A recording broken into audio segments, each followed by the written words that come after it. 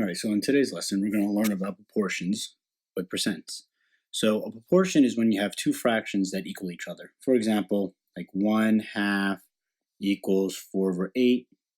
The reason why this is a proportion is because 1/2 is already reduced, and 4/8 can be reduced to 1/2, and therefore they're equal. So the original setup was proportional. We're going to use that logic, though, to help us solve for percents.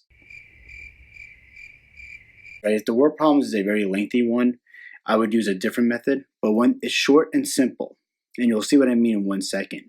I would actually like to use the is over of method, and that's what I'm going over today in this lesson. So it's is on top, over of on the bottom, and then in the other fraction, it's always a percent that's on top of 100. Like I said, later on, when we have more complicated word problems, we're going to use part over total instead of is over of.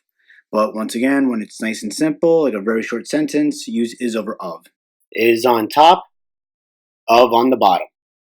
Here's our first problem. Once again, look at that sentence. It's a very short, simple sentence.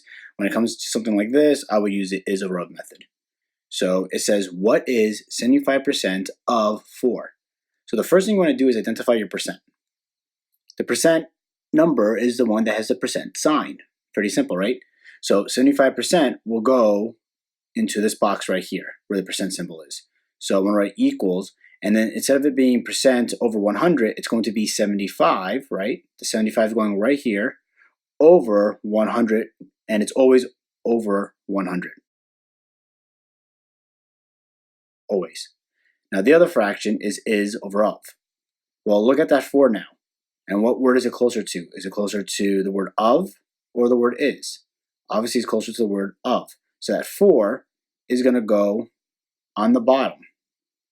And what you're solving for is the is. You don't know what this number is, so we're going to give it an x. And to me, there's a hard part, right? Once you have this, everything else is pretty simple. You're allowed to use a calculator in this unit. Now to solve for x, we're going to set it up as a one-step equation. So whenever there's an equal sign in between the fractions, you want to use what's called cross product. That is where you go across and you multiply. You don't simplify, right? This is not multiplication right now. It's not like 1/2 times 3 over 4, right? There's not a multiplication symbol in between. There's an equal sign in between. So whenever there's an equal sign, you multiply across. You use cross product. And 4 times 75 is 300. It doesn't matter if you put the 300 on the left or on the right. I'm going to put the 300 on the right, though. Right, the equal sign, that is. And then I'm going to multiply x by 100. And that's simple. Whenever you multiply a number with a letter, just put it together. It's 100x. Now look, now you have a one-step equation, what you learned in chapter 4. Draw a line through the equal sign and solve from there. So the operation between 100 and x is multiplication. So to get rid of it is division. You're going to divide by 100 to get the x by itself. See how the x is by itself? But of course, what you do to one side, you do to the other side. So you divide this by 100. You can use a calculator or you can use mental math, right? When you divide by zeros, you can cross them out. And 3 divided by 1 is simply 3. X equals 3. And that is my answer. What is 75% of 4? 3. We'll do 2 more, and then I'll have you do the rest on your own. So this one I'll go a little bit quicker now. So this problem reads, 3 is what percent of 4? So once again, I look for the number that has a percent sign, because that's the easiest one. But obviously when I look at 3 and 4, there's no percent symbol. I don't know what percent is. So that makes it kind of easy, though. That means that the percent is the one that we don't know. That's the one that gets the x. So it's going to be x over 100. Now I got to identify the is and the of.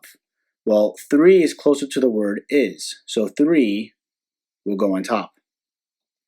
4 is closer to the word of, so 4 will go on the bottom. And there's my proportion. Once again, I'm going to solve using cross product. I'll bring down the equal sign. 4 times x is 4x. And then I'll multiply diagonally here. And 3 times 100 is 300. Now I have a one-step equation. From here, I would divide 4 to both sides to isolate the x, and x equals 75. But here, you have to be careful. The other problem, the answer was just 3. Here, because they're asking for what percent, right? Because the x is in the percent box. My answer isn't 75, it's 75%. Make sure you give a percent symbol if it needs it, right? If they're asking for a percent, your answer should be in percent form. All right, we'll try one more.